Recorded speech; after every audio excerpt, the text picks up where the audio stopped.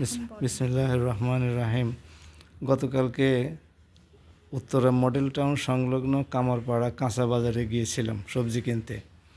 গিয়ে দেখি ট্রাককে ট্রাক ভর্তি পেঁয়াজ, আলু, কপি, অন্যান্য সমস্ত সবজিতে বাজার ভর্তি। এর ফলে উল্লেখযোগ্য সংখ্যক সবজির মূল্য একেবারেই কমে গেছে।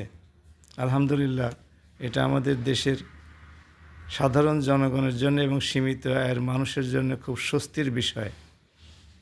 আশা করি আগামী রমজান মৌসুমেও এটা অব্যাহত থাকবে এবং রমজান মৌসুমের পরেও আমাদের কৃষক ভাইয়েরা সবজির উৎপাদন এভাবে বাড়াতেই থাকবেন এবং সবজির মার্কেট এভাবে চলতেই থাকবে ইনশাআল্লাহ।